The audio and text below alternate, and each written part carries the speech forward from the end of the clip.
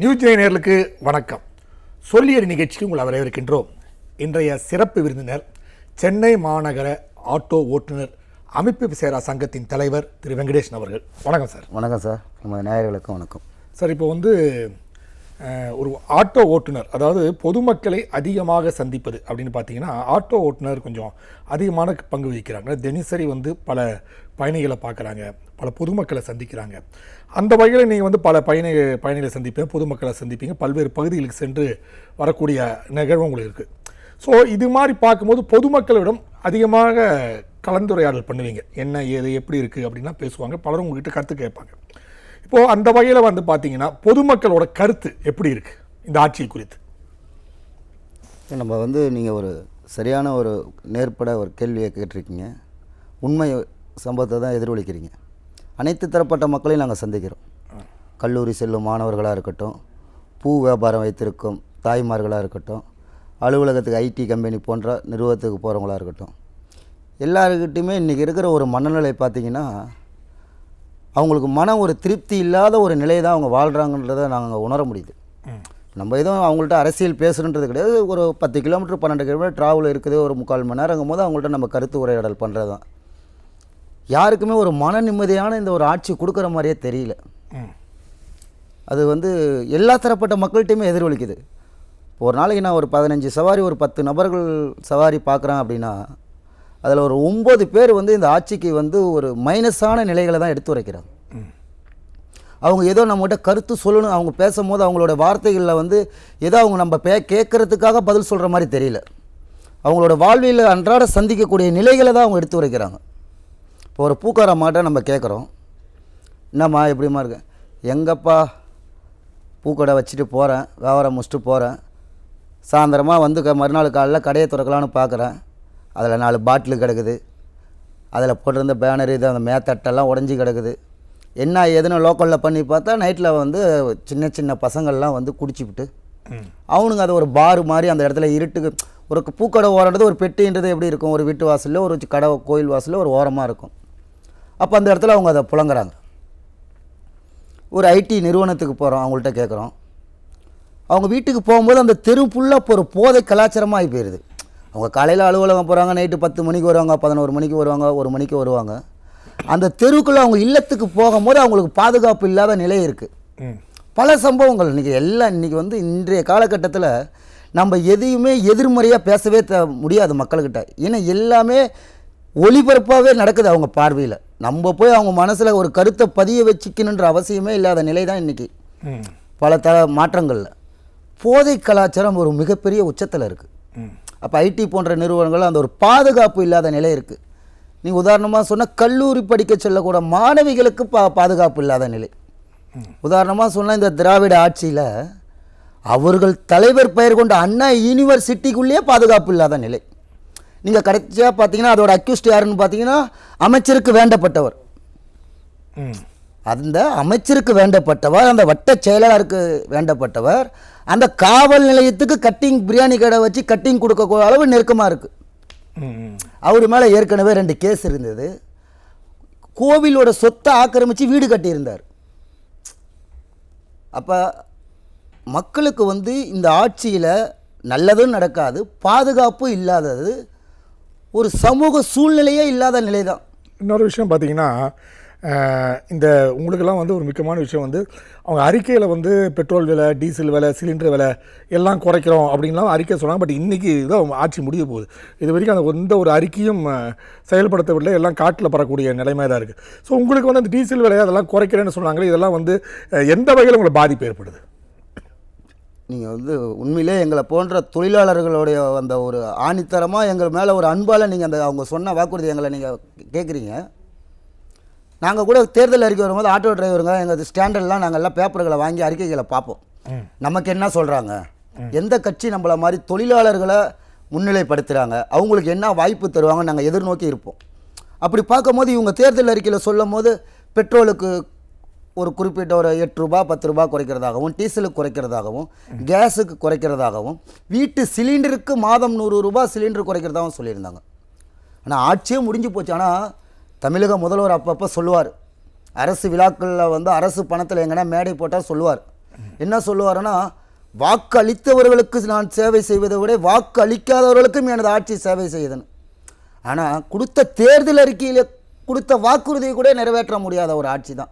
இப்போ உதாரணமாக சொன்னால், நான் வந்து ஒரு நாளைக்கு வந்து ஒரு 100 கிலோமீட்டர் ஓட்டுறேன்னா எனக்கு ஒரு கிலோமீட்டருக்கு வந்து இன்றைக்கி எல்பிஜி ஒரு பெட்ரோல் வந்து ஒரு 20 கிலோமீட்டர் கொடுக்குதுன்னா நான் ஒரு 350 ரூபா முதல் கொண்டு ஒரு 400 ரூபா வரைக்கும் நான் வந்து டீசல், பெட்ரோல், கேஸ் அந்தந்த வாகனத்துக்கு இன்றைக்கி அனைத்து தரப்பட்ட வாகனங்களும் இருக்குது. எல்பிஜி இருக்குது, பெட்ரோல் வண்டி இருக்குது, சிஎன்ஜி இருக்குது, டீசல் ஷேர் ஆட்டோ போன்ற தொழிலாளர்கள் பயன்படுத்திட்டு டீசல்லே இருக்குது. இவங்க அதை குறைச்சிருந்தாங்கன்னா நீங்கள் எப்படி பார்த்தீங்கன்னாலும் எனக்கு ஒரு நாள் வந்து அதோட மதிப்புன்றது ஒரு 80 ரூபா 90 ரூபாய் எனக்கு சேவ் ஆகும். அப்போ 10 நாளைக்கு 800 ரூபாய் அப்படிங்கும் போது ஒரு மாதத்துக்கு ஒரு 2500 ரூபாய் எனக்கு அது சேவ் ஆகிருக்கும். அரசு சொல்லும் போது அது நல்லா இருந்தது. எங்களை மாதிரி தொழிலாளர்கள், பல தொழிலாளர்கள் வாக்களித்தோம். சரி, ஒரு புதிய முதல்வர் வராரு, இதுக்கு முன்னே அவர் உள்ளாட்சித்துறை அமைச்சராக இருந்திருக்காரு, துணை முதல்வராக இருந்திருக்காரு, சென்னை மாநகர மேயராக இருந்தார், பல பதவிகள் வகித்தார். எங்களை மாதிரி ஒரு அடிப்படை கட்டமைப்பு அமைப்பு சாரா தொழிலாளர்களுக்கு சூழ்நிலை, வாழ்வியல் சூழ்நிலை புரிஞ்சு அவர் தேர்தல் அறிக்கையை கொடுத்துருக்காங்க. அப்போ அவரோட ஆட்சி வந்தால் நல்லாயிருக்கு, எங்களை மாதிரி தொழிலாளர்களுக்கு ஒரு நலம் பிறக்குன்னு நினச்சோம். அதெல்லாமே வந்து ஒரு கனவாக போயிடுச்சு. எங்களுக்கு எந்த பலனுமே கிடையாது. இந்த திராவிட முன்னேற்ற கழகம் இவங்க அப்பப்போ வந்து ஆட்டோவுக்கு மட்டும் பெயிண்ட் அடித்து விடுவாங்க. அதெல்லாமே பார்த்தீங்கன்னா அங்கங்கே சிசிங்கில் தான் இருக்குது. ஏன்னா கட்ட முடியாது. இன்றைக்கி வந்து இப்போ ஆட்டோ கொடுத்துருவாங்க, எவ்வளோ அவங்க ஃபுல் அமௌண்ட்டில் கொடுக்குறது கிடையாது. தாழ்த்தப்பட்டவங்க சிட்கோ மூலியமாக கொடுப்பாங்க. அதில் என்ன ஒரு 50,000 60,000 மானியம் வரும். இன்றைக்கி ஒரு ஆட்டோ வாங்கினா 3.5 லட்ச ரூபா இருக்கும். மாதம் 10,000 ரூபாய் 11,000 ரூபாய் டியூ கட்டணும். அப்போ அதை கட்ட முடியல, ஒரு 3 மாதம் கட்ட முடியல, அவங்க குடும்பத்துக்கு ஏதாவது ஒரு நிலையினா என்ன ஆகும்? அந்த ஆட்டோ மறுபடியும் சிசிங்க்கு போயிடும். அப்போ மறுபடியும் அந்த தொழிலாளர்கள் மறுபடியும் கீழ்நிலைக்கு தான் வராங்க. ஆனால் இவங்களுக்கு வந்து தலைப்புச் செய்தி தேர்தல் அறிக்கையிலேயோ ஒரு ஆட்டோ ஒரு பஸ் ஸ்டாண்டில் பார்த்தீங்கன்னா விளம்பரம் போட்டிருப்பாங்க, தமிழக முதல்வர் அமைப்புச்சாரா தொழிலாளர்கள் அப்படின்னு படம் போட்டு ஃபோட்டோ கொடுப்பாரு, போஸ்ட் கொடுப்பாரு. ஆனால் உண்மையான தொழிலாளர்கள் எங்களுக்கு இந்த திராவிட அரசு, இந்த திமுக அரசு எதையுமே செய்யலை. நாங்கள் வேதனையாக சொல்கிறோம், எதிர்பார்த்தோம். ஏன்னா ஒரு பல பதவிகள் வகித்து ஒரு தேர்தலுக்கு கொடுத்து முதல்வரை வர ஆசைப்படுறாரு. எங்களை மாதிரி அமைப்புச்சாரா தொழிலாளர்கள் ஏதாவது செய்வார் நாங்கள் எதிர்பார்த்த காத்திருந்தோம். அது எங்களுக்கு பொய்த்து தான் போய்விட்டது, எதுவுமே நிறைவேறவில்லை. அப்புறம் இன்னொரு விஷயம் பார்த்தீங்கன்னா, இப்போ வந்து போதை பொருட்கள் இது நடமாட்டம் நீங்கள் ஏற்கனவே சொன்னீங்க. ஏற்கனவே டாஸ்மாக் போன்ற பிரச்சனைகள் அதிகமாக இருக்கிறது, அதை ஆட்டோ ஓட்டு போகிற பகுதிகளில் வந்து இது மாதிரி பிரச்சனைகள் இருக்குன்றீங்க. இப்போ திருவள்ளூரில் கூட பார்த்தீங்கன்னா ஒரு இரட்டை கொலை நடைபெற்றிருக்கு. இது எல்லாமே போதைப் பொருளில் வந்து முக்கியமாக பங்கு வகிக்கிறது. ஸோ போதைப் பொருட்கள் போன்ற விஷயங்களும் பலதரப்பட்ட பகுதிகள் கூட்டு எனக்கு தெரிஞ்சு வந்து வடபழனி, விருங்கம்பாக்கம் போன்ற பகுதியில் வந்து காவல்துறையினரே வந்து போதைப் பொருள் கடத்தல சம்பவம்லாம் நடைபெற்றது. ஸோ இந்த போதைப் பொருள் புழக்கம் போன்ற விஷயங்கள்லாம் எப்படி இந்த மாதிரி நிகழ்வுகளில் சமுதாயத்தில் எப்படி ஊடுருவுறாங்க இதெல்லாம் பார்த்துருக்கீங்க நீங்கள்? இல்லை, எனக்கு வந்து நீங்கள் என்னோடய வயசுக்கு இப்போ நான் ஒரு இளைய சமுதாயம் தான். நான் ஒரு நிர்வாகம் நம்ம பார்க்குறோம், நம்ம சார்ந்த பகுதியில் எப்படிலாம் இருக்குன்னு. நான் பார்க்கும் போது, நான் குழந்தையாக இருக்கும் போது பார்த்தீங்கன்னா 2 கிலோமீட்டர் 3 கிலோமீட்டருக்கு தான் ஒரு டாஸ்மார்க் இருக்கும். இன்றைக்கி 4 தெரு தாண்டினா ஒரு டாஸ்மார்க், 8 தெரு தாண்டினா ஒரு டாஸ்மார்க். அவங்க அதில் விதிமுறை இருக்குது, வழிமுறை இருக்குது. மருத்துவமனை பக்கத்தில் டாஸ்மார்க் நிர்வாகம் வரக்கூடாது, கோவில்கள் ஆலயங்கள் இருக்கிற இடத்துல டாஸ்மார்க் வரக்கூடாது அப்படின்னு இருக்குது. அதை எல்லாமே இவங்க தாண்டிட்டாங்க. கோவிலுக்கு பக்கத்திலே வச்சுருப்பாங்க, மருத்துவமனைக்கு பக்கத்திலே வச்சுருப்பாங்க, பள்ளிக்கூடத்துக்கு பக்கத்திலே வச்சுருப்பாங்க. சிறுவர்களை சீரழிக்கிறாங்க. நீங்கள் இன்றைக்கி நம்ம நாட்டில் எந்த துறைக்குமே வந்து இன்றைக்கி போக்குவரத்து துறை எவ்வளோ நஷ்டத்தில் இருக்குதுன்னு தெரியும். அரசு ஊழியர்கள் வந்து எவ்வளோ போராடுறாங்கன்னு தெரியும்.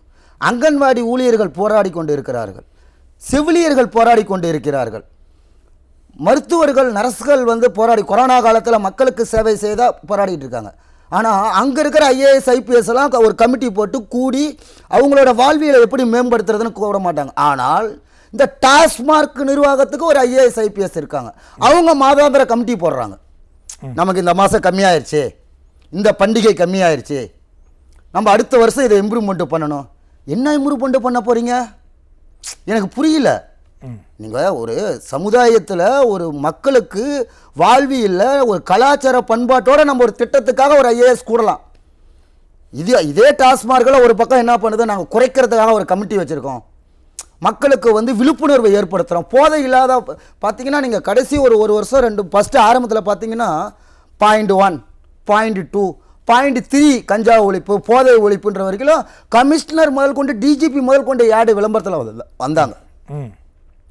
ஆனால் இன்றைக்கி நடக்கிற சம்பவங்கள் அப்போ அந்த போதைகள்லாம் ஒழிச்சது எங்கே பல சிறுவர்களுங்க.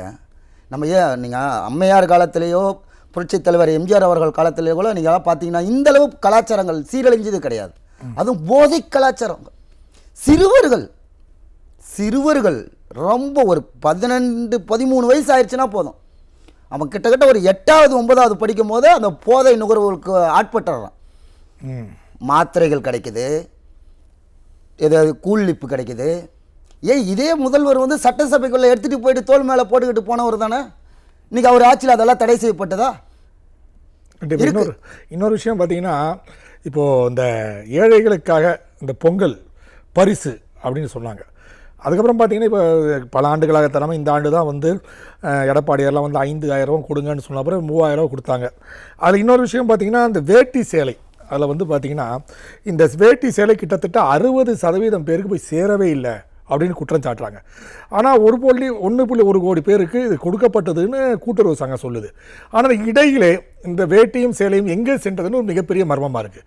ஸோ பலருக்கும் இந்த வேட்டி சேலை கிடைக்கவில்லை ரேஷன் கடையிலேன்னு குற்றச்சாட்டு தொடர்ந்து இருக்குது. இதை எப்படி பார்க்குறீங்க? இந்த ஆட்சி எல்லாமே அப்படி தானேங்க. தொடங்கும் போதும் அறிக்கைகள் வரும்போதும் வந்து முழு பக்கங்களாக இருக்கும். நீங்கள் கடைக்கோடியில் வந்து பார்த்தீங்கன்னா அது சேரவே சேராது. அதுக்கு வந்து உதாரணமாக இந்த திட்டங்களும் இது வந்து ஒரு அருமையான நெசவாளர்கள் வாழ்வியலில் வந்து வாழ்க்கை தரம் உயர வேண்டும் என்று புரட்சித் தலைவர் எம்ஜிஆர் அவர்கள் காலத்தில் ஒரு தொடங்கப்பட்ட திட்டம். நம்ம கொள்முதல் பண்ணுறது, ஆனால் இவங்க பாதி பேர் கொள்முதல் பண்ணுறதை அண்டை மாநில நெசவாளர்கிட்ட தான் கொள்முதல் பண்ணுறாங்க. அதுலேயே ஒரு ஊழல் இருக்குது. இதோட அமைச்சர் இருக்கிறாருங்களே சக்கரபாணின்னு நினைக்கிறேன், நம்ம கூட்டுறவுத்துறையோட அமைச்சர் சக்கரபாணி அவர்னு நினைக்கிறேன். காந்தி அவர்கள் கொஞ்ச நாள் ஊழலாக இருந்தாங்க, அவரை மாற்றிட்டாங்க, இப்போ வேறு ஒரு துறை கொடுத்துருக்காங்க. எல்லாமே பதுக்கப்படுங்க. இப்போ உதாரணமாக எங்களை ஆட்டோ டிரைவர்களுக்கு நீங்கள் கேட்டீங்க பெட்ரோல், அதுதான் வாயில் சொல்லுவாங்க. அவங்களுக்கு சிண்டிகேட் மாதிரி தான். மாவட்ட செயலாளர் இருக்காங்க, அமைச்சர்களோட பிஏ இருக்காங்க, வட்டச் செயலாளர்கள் இருக்காங்க, அப்புறம் அந்த தொழில் கூட்டுறவு சங்கத்தில் இருக்கிற உயர் அதிகாரிகள் இருக்காங்க. அவங்களுக்கு ஒரு சில எப்படி சொல்கிறது கட்ஸு மாதிரி தான். பார்க்கும் போது வந்து ஃபோட்டோ பிடிக்கும் போது ஃபுல்லாக இருக்கும். அடுத்தடுத்த பக்கங்கள் வரும்போது அவங்களுக்கு கொஞ்சம் கொஞ்சம் பிரிக்க போகணும்னா கீழே கடை கொடிக்கு வரும்போது ஒரு 5,000 மக்கள் இருக்கிறாங்கன்னா அதில் கிட்டத்தட்ட ஒரு 1,500-2,000 பேருக்கு தான் போகும். அவங்கள்ட்ட மக்கள் போய் நம்ம கேட்டோம்னா சொல்லுவாங்க, வந்துக்கிட்டே இருக்குது, லாரி பஞ்சர் ஆயிடுச்சு, வர வழியில் கொஞ்சம் அங்கே ப்ராப்ளம் ஆயிடுச்சு, லோடு ஏற்ற முடியல, அதனால வரலம்பாங்க. ஒரு 2 தடவை 3 தடவை பொதுமக்கள் போய் கேட்பாங்க. அப்புறம் பொங்கல் பண்டிகையும் முடிஞ்சிடும், அவங்களும் மறந்து போயிடுவாங்க. ஆனால் பங்கு பிரித்தவங்களோட வாழ்வியல் சுகபோகமாக இருக்கும். இந்த நிலை மாறணும் கண்டிப்பாக. ஏன்னா அது ஏழை எளிய மக்களுக்காக நெசவாளர்களுக்காக உருவாக்கப்பட்ட திட்டங்கள். அது இன்றைக்கி நம்ம ஒரு வேட்டி சேலை எடுத்து கட்டிக்க முடியாத அளவு இல்லை, கட்டிக்குவோம். இருந்தாலும் நமது மாநிலத்தில் இருக்கக்கூடிய நெசவாளர்கள் அவங்களுக்கு ஒரு அரசே கொள்முதல் பண்ணி அதை ஒரு ஏழை எளிய கிராமப்புறங்களில், நகரமயமாக்கலில் ஒன்றும் பிரச்சனை கிடையாது, அந்த திட்டங்கள் வந்து இல்லை. ஆனால் கிராமப்புறங்களில் கிட்டத்தட்ட இன்றைக்கி நம்ம தமிழ்நாட்டில் ஒரு அதிக கிராமங்கள் விவசாயிகள் இருக்கும்போது அவங்களுக்கு அது ஒரு தேவைப்படக்கூடிய ஒரு திட்டமாக அன்றைக்கி வந்து புரட்சித் தலைவர் எம்ஜிஆர் அவர்களால் அதை கொண்டு வரப்பட்டது. இந்த ஆட்சியில் ஊழல் அதில் இது போன்ற மக்கள் நல திட்டங்களும் சரி ஊழலாக தான் போயிட்டுருக்கு. அது சிண்டிகேட் அமைச்சு பல பேர் இதில் வந்து கைது. அவங்க ஆட்சி மாற்றம் ஏற்பட்டதுன்னா இந்த ஊழல் குற்றச்சாட்டுகள் கட்டாயம் விசாரிக்கப்படணும், அவங்களுக்கு தண்டனை வாங்கி கொடுக்கப்படணும். அப்போ தான் எங்களை போன்ற பொதுமக்களுக்கு இந்த அரசு இயந்திரங்கள் மீது நம்பிக்கை வரும். ஏன்னா இது பாமர மக்களுடைய திட்டங்கள். இதில் யாரும் ஒரு உயர் பொறுப்பில் இருக்கிறவங்களுக்கோ ஒரு மக்கள் வரி பணம். இது இலவச வேட்டிச்சேலை திட்டம் வந்து இன்றைக்கி வந்து இவ்வளோ பேத்துக்கு வரல அப்படின்னு மக்கள் சொல்கிறாங்கன்னா இது எந்த ஒரு கட்சியோடைய தனி பணங்கள் கிடையாது. பொதுமக்கள் அனைவரும், நீங்களும் நானும் என்னை போன்றவர்களும் உங்களை போன்றவர்களும் சமுதாயத்தில் வாழக்கூடிய ஒவ்வொரு மனிதனும் கட்டக்கூடிய வரி பணத்திலிருந்து இந்த திட்டங்கள். அதே மாதிரி பார்த்திங்கன்னா சத்துணவு ஊழியர்கள் அவங்க பிரச்சனை இன்னும் அதிகமாகி கொண்டு இருக்குது. பல அமைப்புகளுக்கு வாக்குறுதி கொடுத்தாங்க, அது எதுவுமே நிறைவேற்றப்படாமல் இன்னும் கேள்விக்குறியாக இருக்குது. இப்போ சத்துணவு ஊழியர்கள் வந்து இன்றிலிருந்து தொடர் போராட்டங்களில் ஈடுபட இருக்கிறதா சொல்லப்பட்டிருக்கு. அதை எப்படி பார்க்குறீங்க நீங்கள்? இல்லை, உண்மையிலே சத்துணவு ஊழியர்கள்ன்றது ஒரு மிகப்பெரிய மனிதர்கள் அவர்கள். நான் எதுக்காக அப்படி சொல்கிறேன்னா, நான் ஒரு அரசு பள்ளியில் படித்த ஒரு மனிதன். வீட்டில் தாய் தந்தைகள் வேலைப்பாடுகள் போயிட்டா கூட அந்த மதிய உணவுன்ற போது அந்த பெல்லை அடிக்கும் போது அம்மா சாப்பாடா அப்படின்னு அந்த மாணவர்கள் வந்து போகும்போது அவங்களுக்கு அங்கே சுட சுட சாதங்களை வந்து பரிமாறக்கூடிய ஒரு நிலையை அவங்க உண்ணி வாழ்கிற அந்த மாணவ சமுதாயத்திற்கு அவங்க தான் வாழ்க்கையை அர்ப்பணித்து உழைக்கிறாங்க. அவங்களாம் சமுதாயத்தில் வந்து அங்கீகரிக்கப்படக்கூடியவர்கள். ஆனால் இந்த ஆட்சியில் அவங்களாம் அங்கீகரிக்கப்பட இல்லை. கண்டிப்பாக நீங்கள் வந்து உங்கள் நேரத்தை ஒதுக்கி எங்களுக்கு பேட்டி எழுதி மிக்க மகிழ்ச்சி. நன்றி சார். நன்றி. நேரில் மீண்டும் அடுத்த சொல்லியடி நிகழ்ச்சியில் சந்திப்போம். அதுவரை நன்றி, வணக்கம்.